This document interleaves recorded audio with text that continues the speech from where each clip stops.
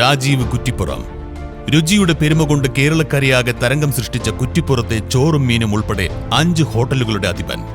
തൃശൂരിലെ ചേലക്കരയിൽ നിന്ന് 35 വർഷം മുൻപേ ഗോപിനാഥൻ എന്ന ഗോപിയേട്ടൻ കുറ്റിപ്പുറത്തെത്തി ഫ്ലവർ സിറ്റി എന്ന റെസ്റ്റോറന്റ് തുടങ്ങിവെച്ചു.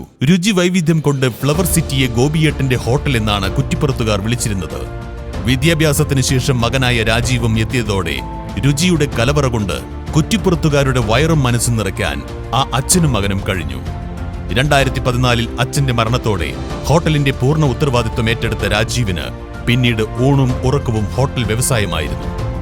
തന്റെ കഠിന പ്രയത്നത്തിന്റെ ഫലമായി 2015 ഫുഡ് സിറ്റി എന്ന പേരിൽ പുതിയ റെസ്റ്റോറന്റിനും തുടക്കം കുറിച്ചു. തന്റെ കൂടെ ഒരുപറ്റം ആത്മാർത്ഥതയുള്ള സഹപ്രവർത്തകരും ചേർന്നതോടെ 2021 റോയൽ സിറ്റി എന്ന പേരിൽ കുറ്റിപ്പുറത്തും 2023 എടപ്പാളിലും റെസ്റ്റോറന്റ് ആരംഭിച്ചു. ഭക്ഷണപ്രിയരുടെ ഇഷ്ടാനിഷ്ടങ്ങൾ മനസ്സിലാക്കിയ രാജീവ് ഉച്ചയൂണിന് മാത്രമായൊരിടമായി ചോറും മീനും ആരംഭിച്ചു.